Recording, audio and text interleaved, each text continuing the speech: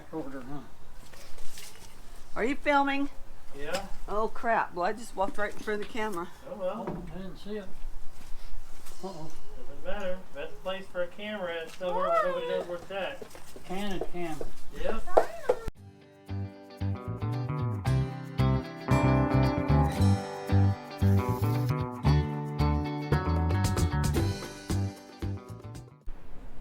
Okay, so I got online and found a calculator that helps you determine how much concrete you needed.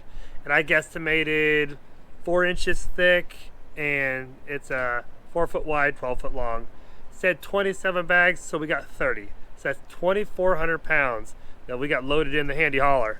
It handled it. I had to get a little extra air in the tires, but it handled it. So let's get this stuff unloaded and go grab the concrete mixer.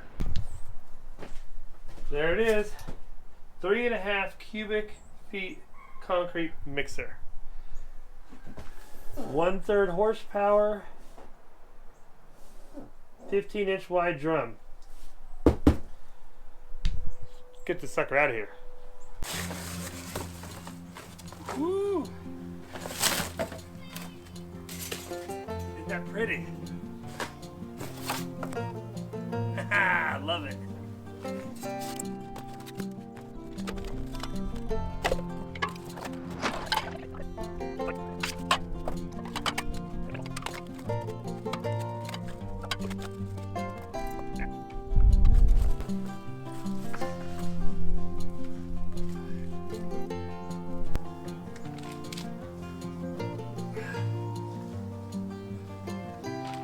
This is gonna take a while.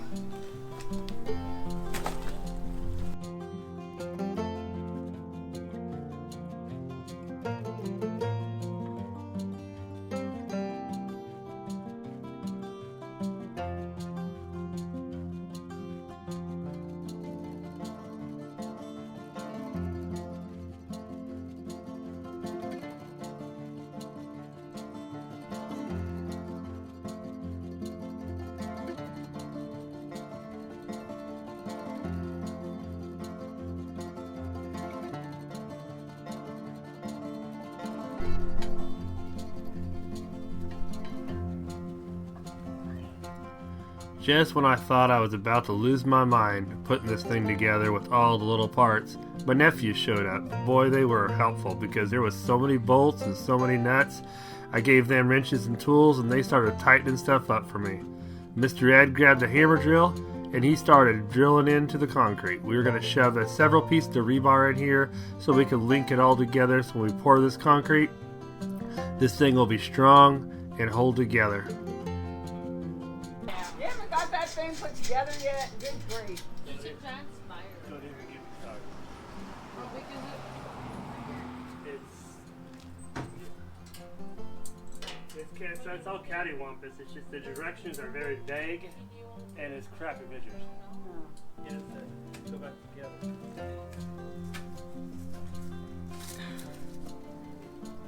Back order, huh? Are you filming? Yeah. Oh crap, well I just walked right in front of the camera. Oh well. I didn't see it. Uh-oh. Doesn't matter. Best place for a camera is somewhere where nobody knows where it's at. Canon camera. Yep.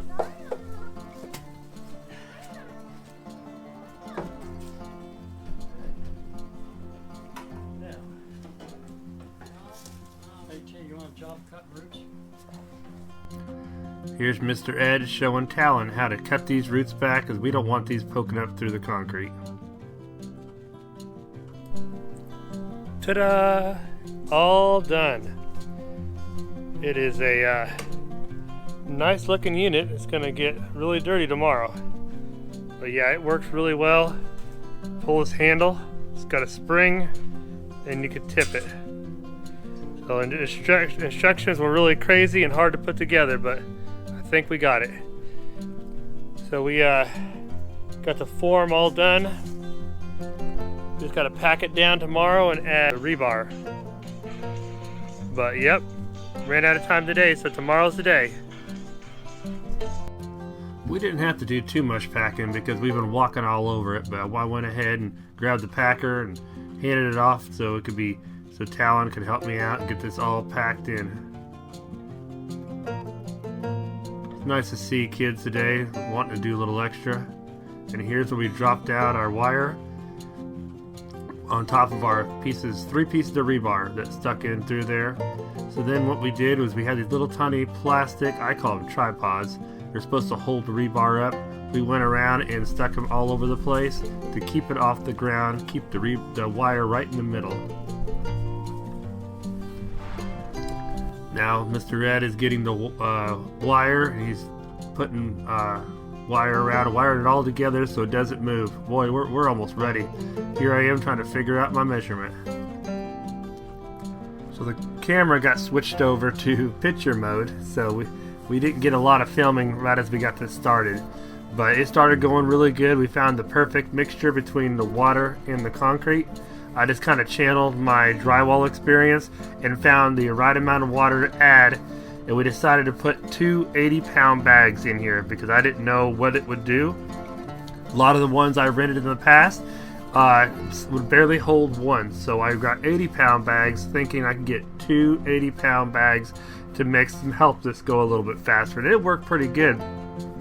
But as you're going to see here in a few minutes, it's a little too much for this thing to work. But see that concrete? We're getting it, it's going pretty quick. And here's Ian learning how to put the wheelbarrow in there. That wheelbarrow was a hair on the high side. Maybe a single wheel would probably be a little bit better. But we had to kind of shake it and teach him how to move that wheelbarrow around and be able to dump it.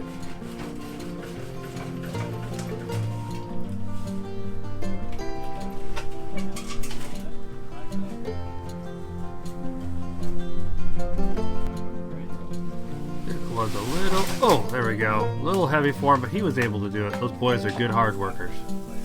Here we're running into a little bit of a problem. I have to turn the mixer off every so often and stick a stick in there and get the thick stuff to move around and try to get it to break up because it was a little too much concrete.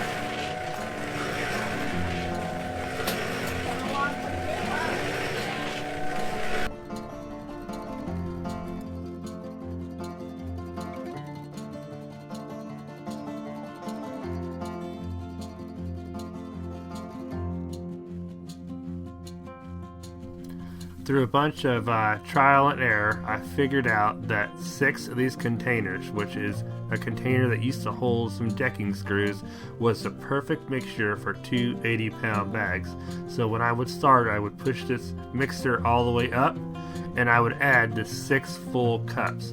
Then I would go and grab the concrete, and figuring out how to get it up and dump it in there was the tricky thing. But what I would do was put a slice in the bag, set it on top, roll it over, holding on to both sides, boom, the center would drop right down. So I had a little, couple little bad situations first where the whole bag, half the bag fell in, but finally I started getting it figured out, and then we would start be able to mix the same mixture every single time. So once I flipped the machine on and pulled the handle, I could not pull it down all the way down, because if I went a little too far, water would slosh out because we had a little too much concrete. Next time I'm going to get 60-pound bags instead of 80. I think 2 60-pound bags would be perfect inside of this thing.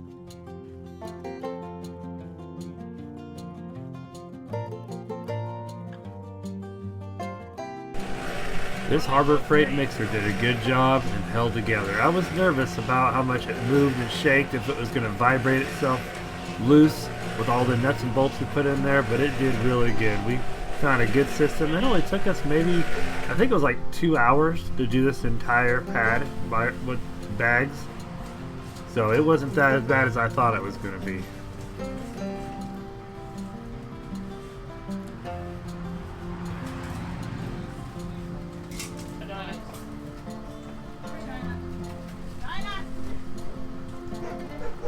Even Dinah wanted to get in on the action. She wanted to see what was going on, but we had to move her out of the way because we got some hard-working boys here going to dump some heavy concrete.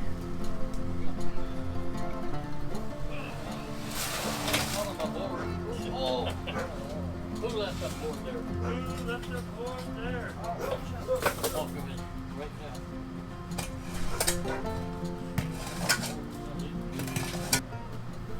I'm not barely having enough.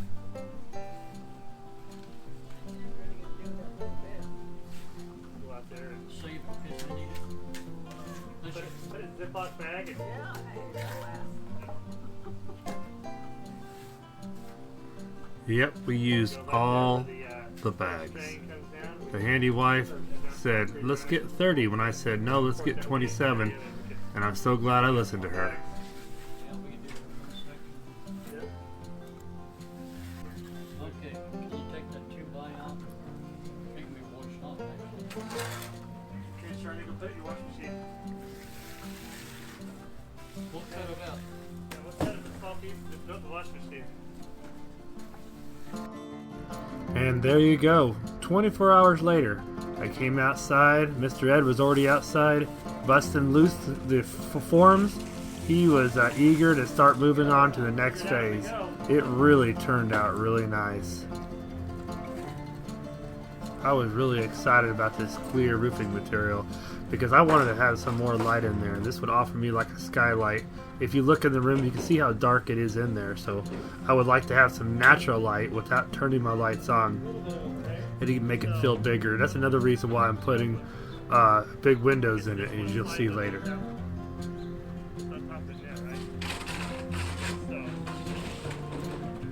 I've never used this stuff before, but it has a little adhesive strip. You pull the adhesive strip up, so that way you can put the two sheets together and they stick together.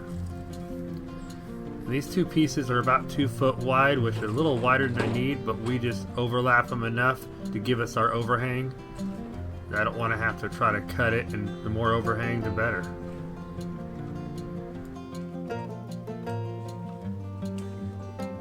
Yeah, I like that thing. What? Yeah.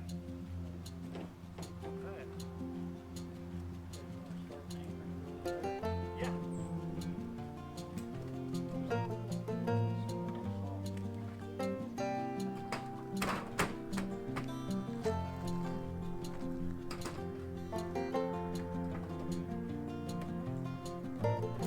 And I know what you're thinking, how are we going to keep it from leaking?